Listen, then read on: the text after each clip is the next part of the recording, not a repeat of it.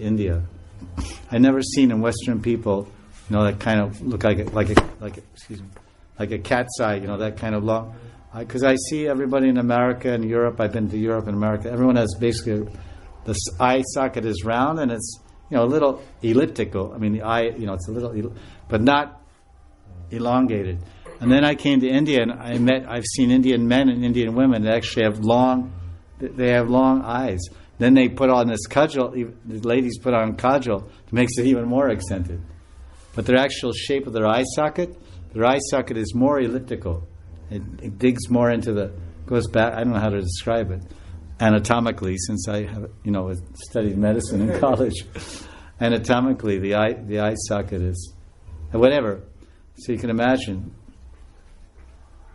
And his eyes, they're slightly tinged red, appearing as if moist with honey. It actually is a very nice meditation for meditating the Rupa of Lord Chaitanya. This whole book, Appreciating Navadvitam, these are actually classic gems. Because I'm reading them now, like 20 years later, I'm saying, and as I've heard other people say the same thing, other authors have said the same thing. Did I write this? In other words, I didn't write this. I would just collected these quotations here and there and put them together. But Appreciating Vrindavan, Appreciating Navadvip, they're classic. They're classic books. This gentleman, this gentle devotee, Atul Krishna, he translated Appreciating Vrindavan in Croatian language. I think I showed you. You saw? Yeah, that's Asha Banda. More Asha. Banda means bound. Banda, Asha Banda. There's 9 qualities of Baba, and one is Ashbanda,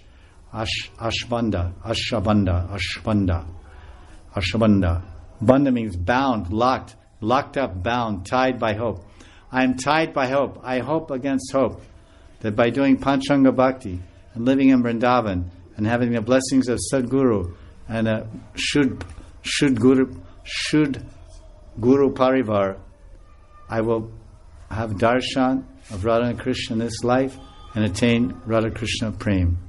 That is my hope, Asha. Very beautiful. Moon is rising. Oh, the moon is rising. So let me finish because I think your appetite's rising. No. It's just Gauranga Mahaprabhu ki jai, Mayapur Chandrodaya ki jai. Uday means to rise. Doesn't mean to appear, arise. The moon rises. So the moon is rising in the east. Mayapur Chandra Uday. So on this very day, 500 and whatever is 22 years ago, whatever this is, like the new year starts today, 523 years ago, or whatever the date is, 1480, what is it? What year was it? 1586, right? 1486. I'm getting a little rusty. 1486, Lord Chaitanya appeared, and 500 years later was 1996 was the 500th anniversary, right? You forgot? Yeah. No one remembered? You maybe didn't join, but ISKCON celebrated the 500th anniversary in 1986. You weren't there. No, you didn't exist. You were not born yet. I exist, but not spiritually born yet. Yeah. Okay. Well, I'm a little back there. So that was a big thing. That was my 12th year in ISKCON when that happened. 531 years ago today, right now at this time, exactly at 6:09 or So what time is it? 50. At 6:40. But 6:20 was the moonrise. At 6:20, we're seeing the moon now rising, and it's very beautiful. So it says right here that Lord Chaitanya's face is brighter than the moon. So when you look at the moon, you should think, oh, moon man. Who's the man in the moon? Gauranga. Gaurachand. Nitai Chand. Awaita Chand. And Chandramukhi Radha. And Chandra Sarovara. All these things. And Ras. Moon represents Ras. And Rasaraj Gauranga. All these things are in the moon. I love the way he describes the eyes. Gauranga's eyes were elongated like the petals of a lotus, slightly tinged with red, appearing as if moist with honey. His eyes were perhaps more lovely than any other part of his body. Very nice meditation for japa. Try to see Lord Chaitanya's eyes. They're more lovely, more beautiful than any other part of it. Anyone who looked at the child Nimai felt immediate attraction towards him. Gauranga's eyes defeated the redness of the horizon at sunset. His beautiful complexion shamed the newly minted gold lying in treasuries all over the world. The moon of his eyebrow, the moon of his cheeks, the moons of his fingertips and toes banished the dull ignorance of the world and created a glowing shelter for his devotees. So the moon of his brow, his eyebrows are like a crescent moon, small moon, Arda. Gauranga's large dark eyes were as beautiful as the petals of fully blossomed lotus flowers. His eyes were moving with charming affection for his devotees. Very nice phrase. This is from some books, there's a whole bunch of reference books. Sri Gaur Lila. Well, that's from somebody's narration. His two attractive lotus feet and toenails are glowing like millions of moons. A bright white sacred thread hangs from his lion-like shoulder. He's more enchanting than millions of cupids. His face is always brightened by a smile. His teeth look like a row of pearls. His lips are red. His body is so soft. He has long curly hair, and his neck is like a lion's. His shoulders are broad and powerful and handsome. Chest. He's very tall, 7 feet tall. Can you imagine? Lord Chaitanya is 7 feet tall in Bengal. Yeah. I mean, if he's a 7 foot tall Punjabi, it's not a big deal because some Punjabis are 6'4", 6'8". So they're big guys. In Bengal. But Bengal, nobody's tall. The tallest, the man is tall. You're tall if you're a man and you're 5'5". 5'5", 5'6". The men, the women are 4'8", 4'9", 4 feet 9. The women are like a meter tall, 1 meter tall.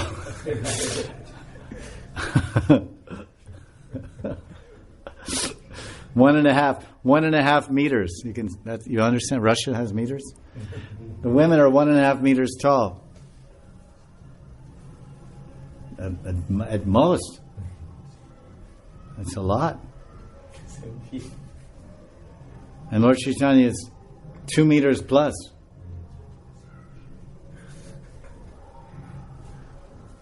People in the West, they live in apartments, and the ceiling of the apartment is only 9 feet, maybe 8 in some places. You come in, yes, huge. Lord Chaitanya. You ever see impression of Lord Chaitanya's feet? Sometimes they have these red pieces. Oh, you want to see Lord Chaitanya's feet? You go to Radha Damodar Temple. There's 2 Radha Damodar temples, not the old one, but the new one. The new one is where Jiva Goswami's Bhajan Kutir is, near Lalita Kund. You do Prikrama, and Lalita Kund, you go right inside a little place. There's Jiva Goswami's place of Bhajan in Shamakund. And then behind there is the new Radha Damodar temple. And in there, in a frame, was given by Bhakta Charles, he donated those, is a red cloth imprint of the footprints of Lord Chaitanya. It's called the Garuda Stamba. In Jagannath Puri, this is again appearance of Lord Chaitanya, right? In the Garuda Stamba in Jagannath Puri, in the Jagannath temple, there's a stamba opposite Lord Jagannath inside the temple. And Garuda is sitting there on top of a column. And Lord Chaitanya used to stay back there behind that column, because from that, when you stand by that column, there's many columns. It's way far away from Jagannath. And behind all those columns, when you stand there, you can only see Jagannath. You can't see Subhadra and you can't see Balaram from there. They're blocked by other columns. Columns, column is like a pillar holding up the temple, Like this is a pillar. So he's standing there, so he could just see Jagannath. So that's because he saw Jagannath as Krishna. Brajendra Nandan. And he was in Radhabhav. So when Radharani's with Krishna, she doesn't want Balaram to be there. She doesn't want Subhadra to be there either, Balaram's sister. So he stood there. And then he was in such ecstasy that the stone would melt. He would start to go unconscious. And Lord Chaitanya would hold himself up like this, behind the stamba. And in the wall you can see Lord Chaitanya's fingerprints melted in the stone. And the bottom where he stood, the stone melted and caught his feet. They cut that stone out and they put it in a mandir. It's called Mahaprabhu Chinna Mandir. Mahaprabhu Padachina Mandir. And in that mandir, and that's in the Brikma Marg of Jagannath Puri Temple, you go in that mandir, and in that mandir you can see the impression of Lord Chaitanya's feet. So if you're clever and smart, like this gentle devotee Bhakta Charles, then you will pay the pujari, give him some money, and say, I want you to mix this kumkum with water and mix it in the footprints, and then press this cloth. I'll give you some raw cotton cloth. You press this cloth on those footprints, you get the impression of his feet. So he's done that with chandan, with sandalwood, and also with red dye. And he made impressions he paid the pujari to make impressions of Lord Chaitanya's feet dyed into cloth. So then he would take the cloth and put it in a frame and give it to different people. So he gave me a copy of those, and I gave them to some temple in Vrindavan. Or someone begged for those, so I gave them to them, because I don't like to keep things too long. It's a nice thing, but I'd rather I like more internal things than external things. So I like to keep those feet in my mind and heart. That's very nice, Udipan, for remembering Lord Chaitanya. So that one of those impressions of Lord Chaitanya's feet is in the Radha Damodar temple. So then you will see Lord Chaitanya's feet were big, size 14 or something or whatever. Really big, 16, I don't know, huge. Really big. He's 7 feet tall. It must be a sign of auspiciousness. I mean, obviously they were perfectly shaped and contoured, but you can see they're not the normal human-sized feet. They're godly feet. It's a godly feet. So that's a very clever thing he did to collect these mementos of Lord Chaitanya. Otherwise, how would you get those impressions?